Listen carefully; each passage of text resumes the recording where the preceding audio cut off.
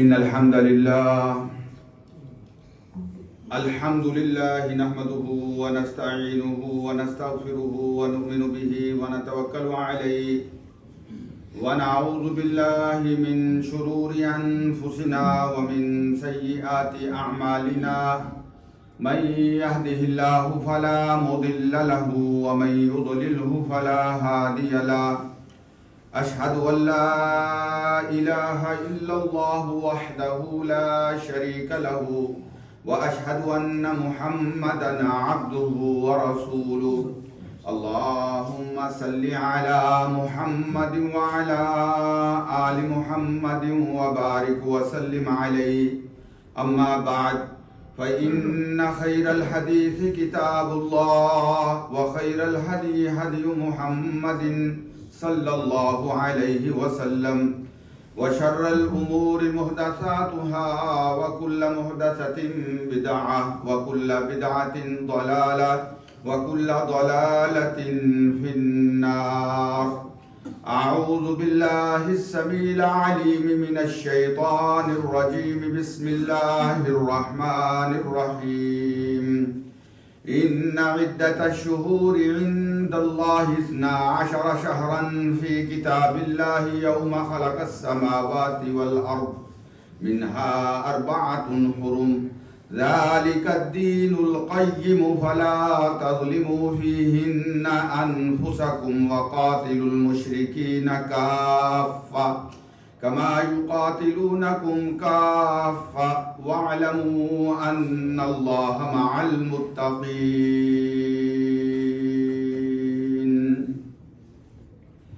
حمد و ثنا اللہ وحدہ لا شریک کے لیے.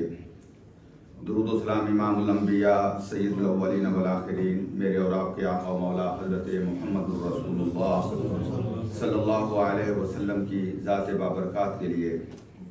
واجب الاحترام مسلمان بھائیوں اور مسلمان بہنوں، قرآن مجید کی سورہ توبہ کی ایک آیت میں نے آپ کے سامنے تلاوت کی ہے. اس آیہ مبارکہ میں اللہ رب العزت ارشاد فرماتے ہیں کہ ان عدت الشہور عند اللہ 12 شہرا. مہینوں کی تعداد اللہ کے ہاں 12 مہینے ہے. اور فرمایا یوم خلق السماوات والارض، یہ اس وقت سے ہے جب سے اللہ تعالیٰ نے زمین و آسمان کو پیدا کیا ہے. اور ان 12 مہینوں میں سے منہا 4 حرم، 4 مہینے جو ہیں وہ حرمت والے ہیں. حرمت سے مراد ان مہینوں میں لڑائی جائز نہیں ہے. اللہ کے خاص احکام ہیں، خاص حکم ہے ان مہینوں کے بارے میں، ان کی تعظیم کا، ان کی تکریم کا. 4 حرم ذالک الدین القیم، فرمایا یہ اللہ کا مضبوط دین ہے کہ ان حرمت والے مہینوں کی عظمت کی جائے، ان کی عزت کی جائے، ان کے احکامات کا خیال کیا جائے. فلا تظلموا فیہن انفسکم، ان مہینوں میں اپنی جانوں پہ ظلم نہ کرو. عزیز بھائیوں اور بہنوں، اللہ تعالیٰ 12 مہینوں کا پیدا کرنے والا ہے. 12 مہینے اللہ کی مخلوقات میں سے ہیں. یہ ٹائم، یہ سال، یہ مہینے، یہ ہفتے، یہ دن، یہ گھنٹے، یہ منٹ، یہ سیکنڈ، یہ اللہ کے پیدا کردہ ہیں. لیکن اللہ تعالیٰ اپنی مخلوقات میں سے بعض کی نسبت اپنی طرف کر لیتا ہے. اور یہ اللہ کیوں کرتا ہے میں بھی عرض کرتا ہوں. اللہ پاک نے قرآن مجید میں ارشاد فرمایا وَرَبُّكَ يَخْلُقُ مَا يَشَاءُ، تیرا رب جو ہے جسے چاہتا ہے پیدا فرماتا ہے. وَيَخْتَارُ مَا كَانَ لَهُمُ الْخِيَرَةُ، اور جو اللہ کی مخلوقات جسے اللہ نے پیدا کیا ہوتا ہے، جو اس میں سے سب سے زیادہ افضل چیز ہوتی ہے، یختارو، اللہ اسے پسند کر لیتا ہے، اسے چوز کر لیتا ہے. وَيَخْتَارُ مَا كَانَ لَهُمُ الْخِيَرَةُ وَرَبُّكَ يَخْلُقُ مَا يَشَاءُ وَيَخْتَارُ مَا كَانَ لَهُمُ الْخِيَرَةُ سُبْحَانَ اللَّهِ وَتَعَالَى عَمَّا يُشْرِكُونَ. تو اللہ تعالیٰ نے 12 مہینے پیدا کیے، لیکن ان 12 مہینوں میں سے ایک مہینہ ایسا ہے جس کی نسبت اللہ کی طرف ہے. جب ہم کہتے ہیں شہر اللہ، وہ اللہ کا مہینہ ہے. اور وہ کون سا مہینہ ہے؟ وہ یہ محرم کا مہینہ جس میں ہم داخل ہو چکے ہیں آج، جس کی 5 تاریخ ہے. اور محرم کے حوالے سے آج 1446 سال جو ہے ہجرت کا شروع ہو چکا ہے. تو اس کی نسبت اللہ تعالیٰ نے اپنی ذات کی طرف کی ہے. اور یہ اللہ تعالیٰ نے اپنی ذات کی طرف اس کی نسبت کیوں کی ہے؟ علماء بیان کرتے ہیں، ابو الفضل العراقی رحمہ اللہ حافظ، وہ فرماتے ہیں اس لیے کہ اللہ تعالیٰ نے اس مہینے کو حرمت والے مہینوں میں شامل کیا ہے اور اس میں لڑائی کو اللہ تعالیٰ نے حرام قرار دے دیا ہے۔ یعنی عربوں کے ہاں لڑائیاں ہوتی تھی، قبائل میں لڑائیاں ہوتی تھی، ایک دوسرے کے خلاف تلواریں چلتی تھی، قتل و غارت ہوتی تھی، خون بہتا تھا، لیکن ان مہینوں میں اللہ تعالیٰ نے لڑائی کو حرام کر دیا کہ اس مہینے میں لڑائی نہیں ہو سکتی۔ اِنَّهُ لَمَّا كَانَ مِنَ الْأَشْهُرِ الْحُرُمِ الَّتِي حَرَّمَ اللَّهُ فِيهَا الْقِتَالَ، جس میں اللہ تعالیٰ نے لڑائی کو حرام کر دیا، تو اس لیے اللہ تعالیٰ نے اس مہینے کا جو ہے وہ نسبت جو ہے اس کی وہ اللہ کی طرف ہوتی، اور یہ سال کا پہلا مہینہ ہے، اول السنہ، یہ سال کا پہلا مہینہ ہے، تو اس لیے اللہ کی طرف اس کی اضافت ہے، اللہ کی طرف اس کی نسبت ہے، اور یہ اضافت جو ہے یہ اس کی فضیلت کو بیان کرنے کے لیے، اس کے مقام اور اس کے شرف کو بیان کرنے کے لیے۔ اور امام ابن رجب رحمہ اللہ فرماتے ہیں کہ یہ مہینہ اللہ تعالیٰ نے اپنی طرف اس کی نسبت کیوں کی ہے، اس کو اللہ شہر اللہ کیوں کہتے ہیں، یہ یعنی اللہ کا مہینہ کیوں ہے؟ اس لیے کہ اللہ تعالیٰ اپنی مخلوقات میں سے خاص، جو اللہ کی مخلوقات میں جو خاص چیزیں ہوتی ہیں ان کی نسبت جو ہے وہ اللہ تعالیٰ اپنی ذات کی طرف کرتے ہیں۔ تو یہ اللہ کی مخلوقات میں سے ایک خاص مقام رکھنے والا مہینہ ہے، اس لیے اللہ تعالیٰ نے اس کی نسبت جو ہے وہ اپنی طرف کی ہے۔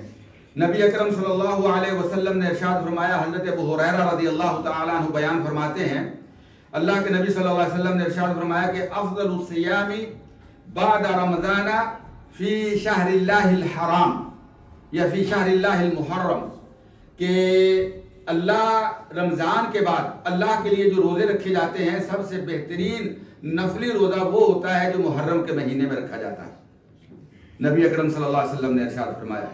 اور اللہ کے نبی صلی اللہ علیہ وسلم نے جب اس مہینے کو یعنی محرم کے مہینے کو حرمت والا اور فضیلت والا مہینہ قرار دیا تو اس لیے کہ لوگوں کو یہ بتا دیا جائے کہ یہ اختیار یعنی کسی چیز کو حرمت والا قرار دینا یا اس کو حلال قرار دینا، یہ اختیار صرف اور صرف اللہ کی ذات کا ہے۔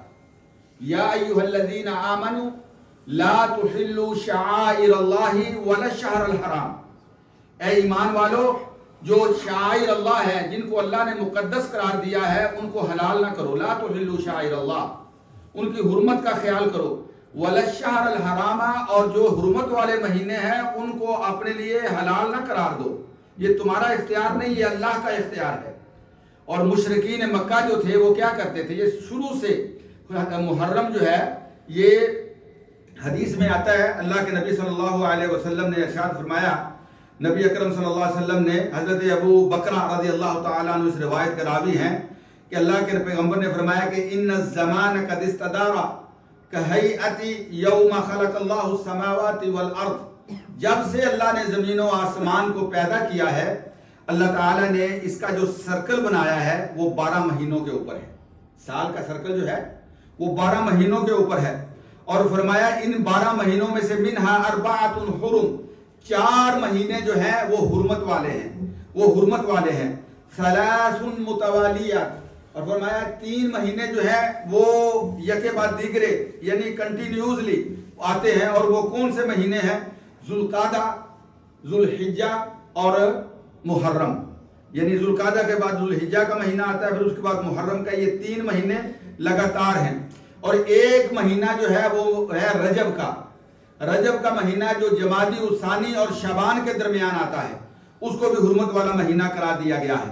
تو یہ اللہ تعالیٰ نے شروع سے ان 4 مہینوں کو حرمت والا قرار دیا ہے، اور مشرکین مکہ کیا کرتے تھے، وہ کہتے تھے جی اس سال محرم نے حرمت والا نہیں ہونا، اس سال ہم نے ربیع الاول کو حرمت والا بنانا ہے، یا اس سال ہم نے شعبان کو حرمت والا بنانا ہے، اس سال ہم نے، یعنی وہ تبدیل کرتے رہتے تھے، یعنی اس کے بدلے اس مہینے کو حرمت والا کر لے۔ اللہ پاک فرماتے ہیں لا تحلوا شعائر اللہ ولا الشہر الحرام، یہ اختیار تمہارے پاس نہیں، یہ اختیار صرف اللہ کے پاس ہے، یہ بات سمجھنے والی ہے۔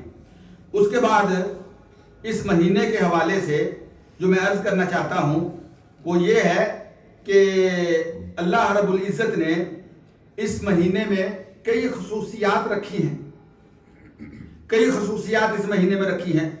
ایک تو جیسے میں نے عرض کیا ہے کہ اس مہینے میں جو 10 تاریخ آتی ہے جس کو عاشورہ کہتے ہیں، اس کا روزہ رکھا جاتا ہے، اور اس کے روزے کے متعلق نبی اکرم صلی اللہ علیہ وسلم نے ارشاد فرمایا، حضرت ابو قتادہ رضی اللہ تعالیٰ عنہ راوی ہیں، ایک آدمی اللہ کے نبی صلی اللہ علیہ وسلم کے پاس آیا، سأل عن صیام یوم عاشورہ، اس نے آ کے اللہ کے نبی صلی اللہ علیہ وسلم سے عاشورہ یعنی 10 محرم کے روزے کے متعلق سوال کیا۔ یہ شروع سے لوگ جو ہیں 10 محرم کا روزہ رکھتے چلے آ رہے تھے۔ نبی اکرم صلی اللہ علیہ وسلم نے ارشاد فرمایا، صیام یوم عاشورہ احتسب علی اللہ ان یکفر السنہ التي قبلہ، فرمایا یہ ایک دن کا روزہ یعنی 10 محرم کا روزہ جو ہے یوم عاشورہ، عاشورہ عشرہ سے ہے، عشرہ 10 کو کہتے ہیں، ایک دن کا روزہ جو ہے یہ پچھلے گزرے ہوئے پورے سال کے گناہوں کا کفارہ بن جاتا ہے۔ اللہ تعالیٰ اس ایک روزے کی وجہ سے پچھلے سال کے سارے گناہ جو ہیں وہ معاف کر دیتے ہیں۔ حضرت عبداللہ ابن عباس رضی اللہ تعالی عنہ فرماتے ہیں، جب نبی اکرم صلی اللہ علیہ وسلم مدینہ تشریف لائے، لما قدم النبی صلی اللہ علیہ وسلم المدینہ فرأى اليہود تصوم یوم عاشورہ، کہ دیکھا یہودی جو ہیں وہ عاشورے کا 10 محرم کا روزہ رکھتے ہیں۔ نبی اکرم صلی اللہ علیہ وسلم نے فرمایا، فقال ما ھذا، بھئی یہ کیوں روزہ رکھتے ہو، اس کا ریزن کیا ہے، اس کے پیچھے لاجک کیا ہے تمہارا روزہ رکھنے کی؟ قالوا ھذا یوم صالح، کہنے لگے جی ہماری تاریخ میں بڑا عظمت والا دن ہے، بڑی شان والا دن ہے، بڑی عزت والا دن ہے۔ کیوں؟ یوم نجی اللہ بنی اسرائیل من عدوہم، یہ عاشورے کے دن اللہ تعالیٰ نے بنی اسرائیل کو ان کے سب سے بڑے دشمن فرعون سے نجات دی تھی۔ اور فرعون جو ہے وہ کیا کرتا تھا، عورتوں کو زندہ چھوڑ دیتا اور جو لڑکے ہوتے بچے ہوتے ان کو قتل کر دیتا، یذبحون ابناءہم ویستحیون نساءہم، اور یہ سب سے زیادہ ذلت والا کام تھا بنی اسرائیل کے لیے کہ ان کے بچوں کو، لڑکے جو ہوتے میل ہوتے ان کو پیدا ہوتے ہی قتل کر دیا جاتا، اور عورتوں کو اپنی غلامی کے لیے، اپنی خدمت کے لیے زندہ رکھا جاتا۔ تو اللہ تعالیٰ نے اس دن جو ہے بنی اسرائیل کو جو ہے وہ فرعون سے نجات دی تھی، تو حضرت موسیٰ علیہ السلام نے اس دن بطور شکرانے کے روزہ رکھا، اور ہم بھی حضرت موسیٰ علیہ السلام نے شکرانے کا روزہ رکھا، ہم بھی ان کی سنت کی اقتداء کرتے ہوئے اس دن روزہ رکھتے ہیں۔ نبی اکرم صلی اللہ علیہ وسلم نے فرمایا، انا احق بموسیٰ منکم، موسیٰ میرا بھائی ہے اور میں زیادہ حقدار ہوں کہ میں موسیٰ کے نیکی والے رستے پہ ان کی اتباع کروں۔ انا احق منکم بموسیٰ، میں موسیٰ علیہ السلام کا زیادہ تعلق والا ہوں تم سے زیادہ، اور ان کی پیروی کرنے والا ہوں۔ اور نبی اکرم صلی اللہ علیہ وسلم نے روزہ رکھا یوم عاشورہ کا، اور کچھ دیر بعد نبی اکرم صلی اللہ علیہ وسلم سے کہا گیا کہ یا رسول اللہ صلی اللہ علیہ وسلم، آپ نے فرمایا ہے کہ آپ عبادات میں یہود و عیسائیوں کی اور یہودیوں کی پیروی نہ کریں، تو یا رسول اللہ وہ بھی 10 تاریخ کا روزہ رکھتے ہیں اور ہم بھی 10 تاریخ کا روزہ رکھتے ہیں۔ تو نبی اکرم صلی اللہ علیہ وسلم نے ارشاد فرمایا کہ انشاءاللہ اگر میں زندہ رہا، اگر ہم زندہ رہے، سمنت تاسوعہ، تو ہم 9 محرم کا بھی روزہ رکھیں گے۔ لیکن وہ سال جو ہے وہ اللہ کے نبی صلی اللہ علیہ وسلم کی زندگی کا آخری سال تھا، اللہ کے نبی صلی اللہ علیہ وسلم اللہ کو پیارے ہو گئے، تو اللہ کے نبی صلی اللہ علیہ وسلم نے فرمایا تو اس لیے اب 2 دنوں کا روزہ رکھا جاتا ہے، 9 کا اور 10 کا، یا 10 کا یا 11 کا، تاکہ ان کی مخالفت ہو جائے اور اللہ کے حکم کی پیروی ہو جائے۔ تو یہ جو روزہ ہے اس دن کا، یہ بڑا عظمت والا، بڑی شان والا روزہ ہے۔ لیکن اس مہینے کے حوالے سے میرے عزیز بھائیوں کچھ اور چیزیں بھی ہیں۔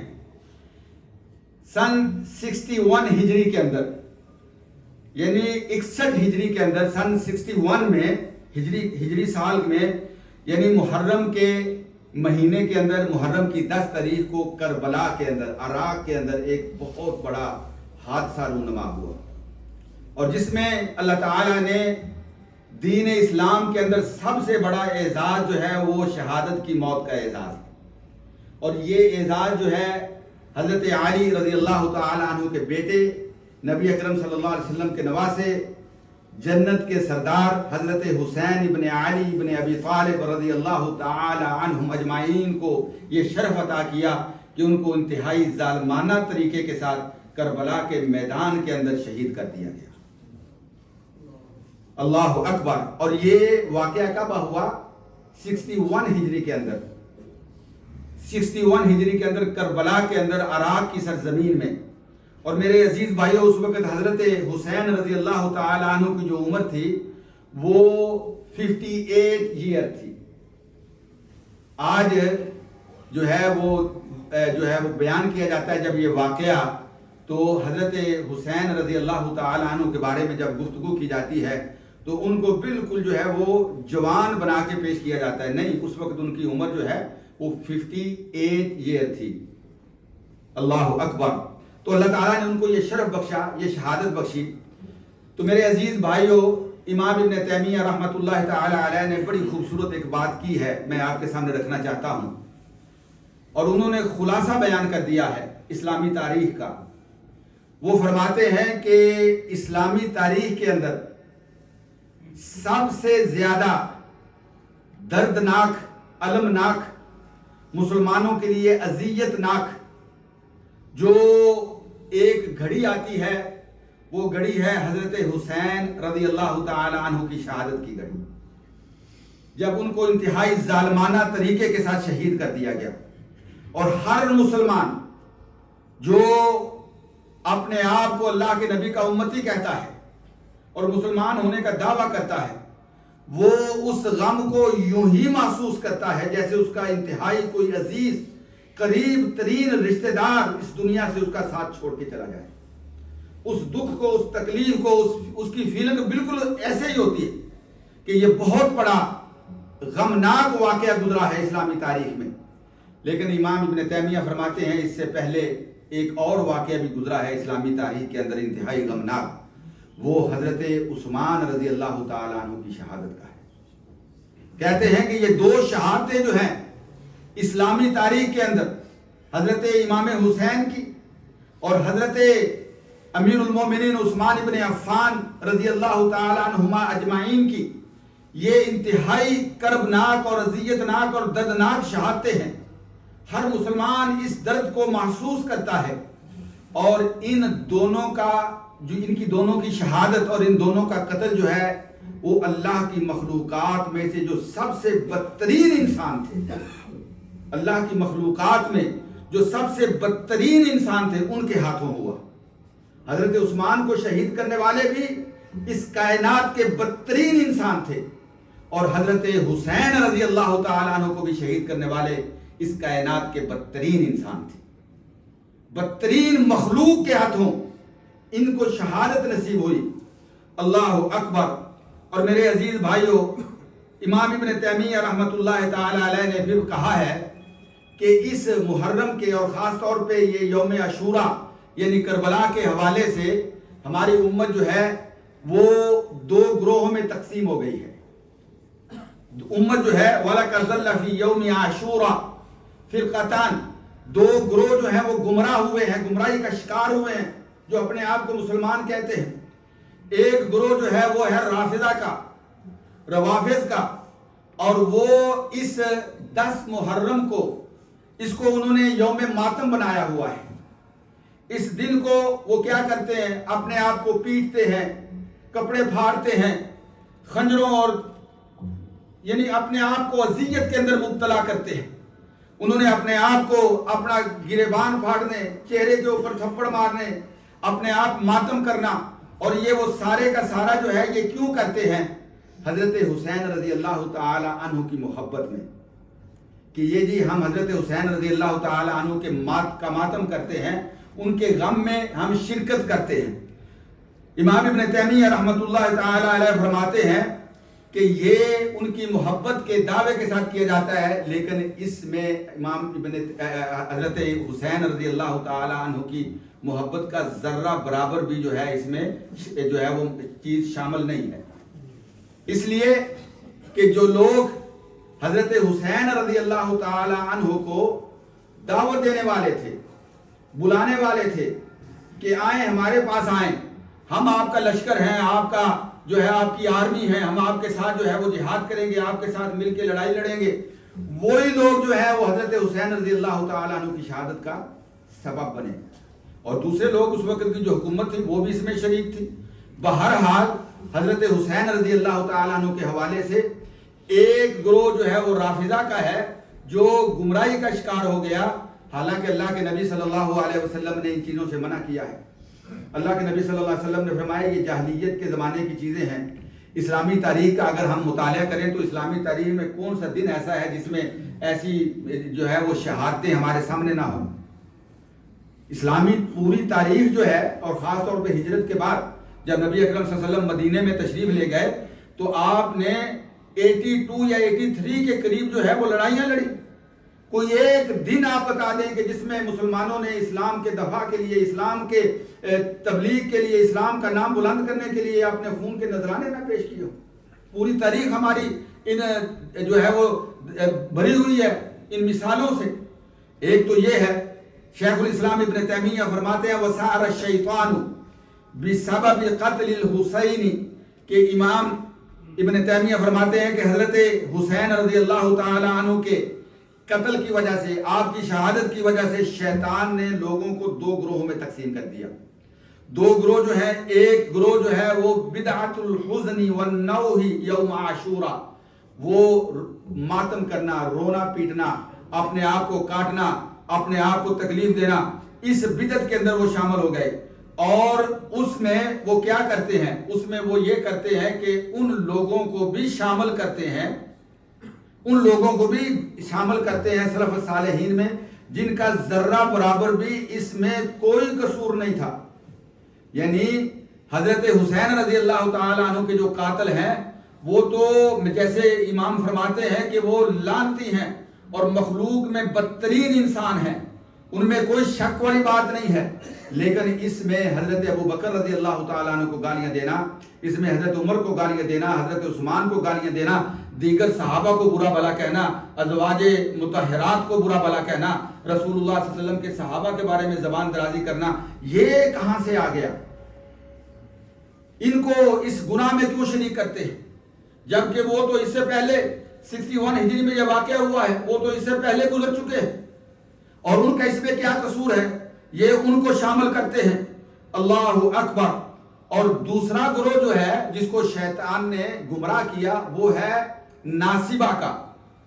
رافضہ جو ہیں ان کے مقابلے میں ناصبہ، اور یہ جو ناصبی ہیں یہ اس دن جو ہے وہ خوشی مناتے ہیں، اس دن خوشی مناتے ہیں، اس دن کو جو ہے وہ اپنے لیے عید قرار دیتے ہیں، اور اس دن جو ہے وہ اچھے کپڑے پہنتے ہیں، یعنی خوشی کا ماحول ہوتا ہے ان کے ہاں۔ اور یہ بھی بدترین بدعتی ہیں، یہ بھی گمراہ ہیں، شیطان کے بہکائے ہوئے ہیں، ان کا بھی دین اسلام کے ساتھ کوئی تعلق نہیں۔ تو امام فرماتے ہیں کہ یہ بدعت کا جواب بدعت کے ساتھ دینے والے، گمراہی کا جواب گمراہی کے ساتھ دینے والے، اور مسلمانوں کا یہ طریقہ نہیں ہے۔ مسلمانوں کا طریقہ کیا ہے؟ جیسے قرآن فرماتا ہے کہ الذین اذا اصابتهم مصیبۃ قالوا انا للہ وانا الیہ راجعون، اور ان کے بارے میں قرآن یہ کہتا ہے اولئک علیہم صلوات من ربہم ورحمہ واولئک هم المہتدون۔ اور قرآن یہ کہتا ہے کہ ولا تقولوا لمن يقتل في سبیل اللہ امواتا، جو اللہ کے راستے میں شہید کر دیے جائیں ان کو مردہ نہ کہو، بل احیاء، وہ زندہ ہیں لیکن ان کی زندگی اللہ کے ہاں ہے، احیاء عند ربہم، اللہ کے ہاں ان کی زندگی، اس زندگی کا تم شعور نہیں رکھتے کہ وہ کیسی زندگی ہے، وہ امور غیبیہ میں سے ہے، اور جو چیز جس کو ہم نے دیکھا نہیں، جس کے بارے میں ہم تصور نہیں کر سکتے، وہی امور غیبیہ ہوتے ہیں، تو ہم کیسے اس زندگی کا تصور کر سکتے ہیں؟ اللہ کے پاس ہیں اور اللہ ان کی بہترین مہمان نوازی، یرزقون عند ربہم فرحین بما آتاہم اللہ، جو اللہ نے انہیں دیا اس پہ خوش ہیں، اللہ ان کی مہمان نوازیاں کر رہا ہے، ان کو رزق دیا جا رہا ہے، اللہ کی جنتوں میں زندگی گزار رہے ہیں۔ لا تقولوا لمن يقتل في سبيل الله اموات، آپ ان کو مردہ نہیں کہہ سکتے، وہ زندہ ہیں لیکن اللہ کے پاس۔ تو اللہ اکبر۔ تو یہ ناصبیوں کا گروہ جو ہے یہ بھی بدترین گمراہی کا شکار ہے، یہ بھی بدترین لوگ ہیں۔ اور اہل سنہ والجماعہ کا جو موقف ہے اس بارے میں وہ یہ ہے کہ ہم اپنے دل کے اندر حضرت امام حسین رضی اللہ تعالی عنہ کے اس غم کو محسوس کرتے ہیں، ان کی شہادت کے غم کو۔ امام حسین رضی اللہ تعالی عنہ ہمارے محور ہیں، مرکز ہے محبتوں کا، ہمارا ایمان ان کی محبت کے بغیر مکمل نہیں ہوتا۔ اس لیے کہ ہماری نماز وہ قبول ہی نہیں ہوتی جب تک ہم ان کے اوپر درود و سلام نہ بھیجیں. اللہم صلی علی محمد وعلی آل محمد کما صلیت علی ابراہیم وعلی آل ابراہیم انک حمید مجید. تو آل ابراہیم میں، آل محمد میں حضرت حسین رضی اللہ تعالیٰ عنہ، ان کے بغیر ہماری نماز ہی مکمل نہیں ہوتی. تو یہ امام ابن حجر رحمۃ اللہ تعالی علیہ نے محرم کے حوالے سے 3-4 عربی کے اشعار ہیں بڑے خوبصورت قسم کے. ابو الفضل حسین رحمۃ اللہ تعالی علیہ نے فرمائے ہیں، وہ فرماتے ہیں کہ وعاشر المحرم ثم یکفر عنک ذنوبا من مرۃ لعام، کہ جو عاشورے کا روزہ ہے یہ روزہ رکھا کرو، اس لیے کہ یہ ایک دن کا روزہ جو ہے یہ آپ کے پچھلے سال کے سارے گناہوں کا کفارہ بن جاتا ہے. وارجع الی اللہ من قریب فانہ غافر الآثام، اور جتنی جلدی ہو سکے اللہ کی طرف توبہ کرو، اللہ کی طرف لوٹ آؤ، اللہ کی طرف پلٹ آؤ، اس لیے کہ گناہوں کو معاف کرنے والا کون ہے؟ فانہ غافر الآثام، اللہ گناہوں کو معاف کرنے والا ہے. وَاغْتَنِمْ الْعُمَرَ فَإِنَّهُ ضَيْفٌ، اور اس عمر کو غنیمت سمجھو، یہ ایج، یہ عمر، اس کو غنیمت سمجھو. لَا مَطْمَعَ مِنْهُ فِي الْمُقَامِ، اس لیے کہ یہ عمر گزر گئی تو پھر یہ واپس نہیں آئے گی، اور اس میں جتنی نیکیاں ہو سکتی ہیں نیکیاں کر لو. اور وہ فرماتے ہیں وَلَا تَكُنْ عَائِسًا قُنُوتًا، اللہ سے کبھی مایوس نہیں ہونا. لا تقنطوا من رحمت اللہ یا عبادی الذین اسرفوا علی انفسہم لا تقنطوا من رحمت اللہ، میرے بندوں کو کہہ دو کہ جو مایوس نہیں ہونا، اللہ کی رحمت سے جو ہے ہوپ لیس نہیں ہونا. لا تقنطوا من رحمت اللہ ان اللہ یغفر الذنوب جميعا، اللہ سارے گناہ معاف کرنے والا ہے. ولا تکن عائسا قنوتا، مایوس نہیں ہونا. اور فرمایا فالعفو من شیمت الکرام، اس لیے کہ معاف کرنا یہ عزت والوں کا کام ہوتا ہے، اور اللہ سے بڑھ کے عزت والا کون ہو سکتا ہے. محرم کے حوالے سے ہمارا یہ موقف ہونا چاہیے. اور محرم کے حوالے سے ایک اور بات جو میں آپ کے گوشے گزار کرنا چاہتا ہوں وہ یہ ہے کہ اسلامی سال کا آغاز جو ہے وہ یکم محرم سے ہوتا ہے. نبی اکرم صلی اللہ علیہ وسلم کے بعد خلفاء کا دور آتا ہے، حضرت ابو بکر کا دور آتا ہے، حضرت عمر کا دور آتا ہے، اور حضرت عمر کے خلافت کے 3 یا 4 سال بعد حضرت عمر رضی اللہ تعالیٰ عنہ نے ایک مرتبہ ایک لیٹر لکھا ابو موسیٰ اشعری رضی اللہ تعالیٰ عنہ کو، اور وہ لیٹر کسی بادشاہ کے لیے تھا، روم کے کسی بادشاہ کے لیے. تو حضرت ابو موسیٰ اشعری نے کہا یا امیر المومنین، آپ نے یہ لیٹر لکھا ہے اور یہ لوگ جو ہیں یہ لیٹر پہ جب تک تاریخ نہ لکھی جائے، ڈیٹ نہ لکھی جائے تو اس کو یہ قبول نہیں کرتے. نبی اکرم صلی اللہ علیہ وسلم نے سٹیمپ بنائی تھی، میں نے آپ کو ایک دفعہ بتایا تھا. نبی اکرم صلی اللہ علیہ وسلم نے سٹیمپ بنائی تھی. کیوں؟ جب آپ لیٹر لکھتے تھے تو اس پہ سٹیمپ لگاتے تھے، مور لگاتے تھے، اور مور پہ لکھا کیا ہوا تھا؟ اللہ، رسول درمیان میں، اور نیچے محمد، یعنی نیچے سے محمد الرسول اللہ.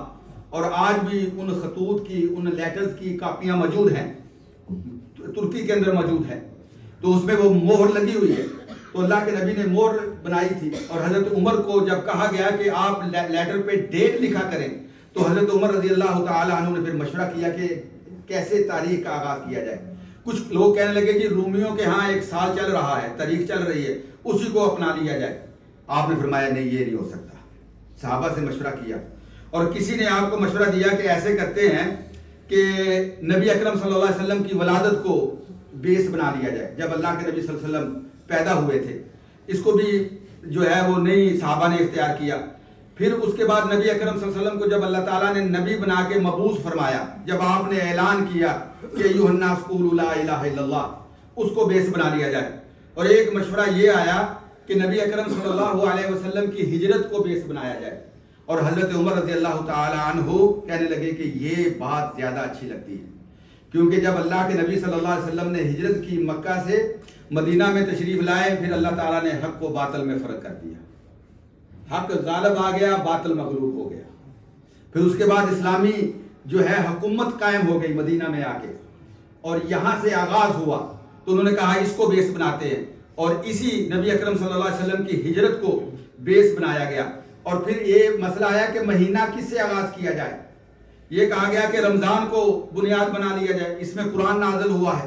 کسی نے مشورہ دیا کہ ربیع الاول کو جو ہے وہ بیس بنا لیا جائے، اس میں جو ہے ربیع الاول کو بیس بنا لیا جائے۔ اور ایک مشورہ جو ہے وہ یہ ہوا کہ حضرت عمر رضی اللہ تعالیٰ عنہ نے، حضرت عثمان نے اور حضرت علی المرتضیٰ اور دیگر کبار صحابہ نے یہ کہا کہ محرم کو جو ہے وہ بیس بناتے ہیں کہ یہاں سے اسلامی سال کا آغاز کیا جائے۔ اور محرم سے کیوں کیا جائے؟ اس لیے کہ حجاج جو ہیں وہ حج کر کے، اور یہ حج جو ہے یہ اسلام کا سب سے اعلیٰ رکن ہے دین کا، تو اس کو مکمل کر کے وہ آتے ہیں، تو اس کو جو ہے وہ اس سے آغاز کیا جائے اور اس سے جو ہے پھر آغاز کیا گیا، اور آج تک جو ہے اسی اسلامی مہینہ کا، اپنے اسلامی سال کا آغاز جو ہے وہ محرم کے مہینے سے ہوتا ہے۔ اور آج جو ہے وہ ہم 1446 یعنی 1446 یہ ہجری سال جو ہے اس میں ہم داخل ہو چکے ہیں۔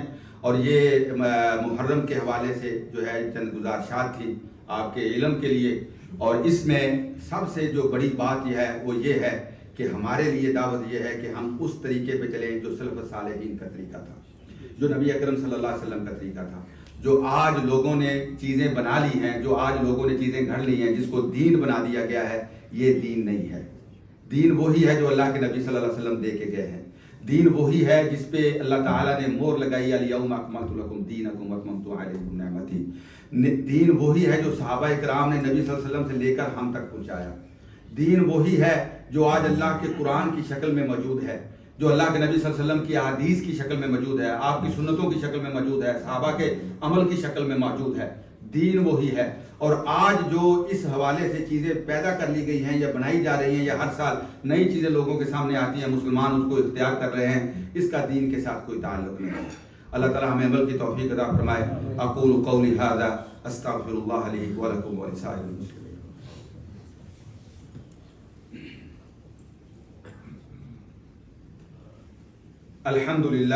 الحمد للہ رب العالمین والعاقبۃ للمتقین والصلاة والسلام علی افضل الانبیاء والمرسلین محمد وعلی آلہ وصحبہ اجمعین۔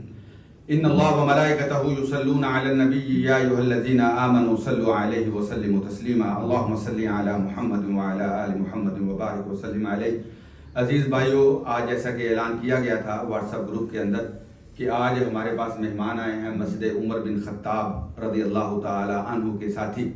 وہ اپنی مسجد میں ایکسٹینشن کرنا چاہتے ہیں اور اس میں مقام کرنا چاہتے ہیں، تو اس کے تعاون کے سلسلے میں پہلے خطبہ جمعہ میں بھی آج کا جو تعاون ہے انہی کو دیا جائے گا، اور اس دوسرے خطبے کا بھی جو تعاون ہے وہ انشاءاللہ مسجد عمر کے جو بھائی آئے ہیں مسجد کی تعمیر کے سلسلے میں ان کو پیش کیا جائے گا۔ آپ سے گزارش ہے کہ آپ اس دینی پروجیکٹ کے اندر جو ہے وہ اپنا حصہ ڈالیں۔ بارک اللہ فیکم۔ اللہم یا غافر الذنوب اغفر لنا وارحمنا انک انت الغفور الرحیم۔ اللہم یا شافی الامراض اشفی امراضنا وامراض المسلمین۔ اللہم اجعل کلمۃ الاسلام هی العلیا وکلمۃ الشرک والکفر والبدعۃ هی السفلی یا رب العالمین۔ ربنا اغفر لنا ولاخواننا الذين سبقونا بالایمان ولا تجعل في قلوبنا غلا للذين آمنوا ربنا انك رؤوف رحيم۔ یا ناصر الاحزاب انصر اخواننا في فلسطین، اللهم انصرهم نصرا عزیزا، اللهم كن لهم مؤيدا وحافظا وناصرا یا رب العالمین۔ اللهم اجعل كلمة الاسلام هي العليا وكلمة الشرك والكفر والبدعة هي السفلى يا رب العالمين۔ عباد الله رحمكم الله، ان الله يأمر بالعدل والإحسان وإيتاء ذي القربى وينهى عن الفحشاء والمنكر ولذكر الله أكبر والله يعلم ما تصنعون۔ أقم الصلاة۔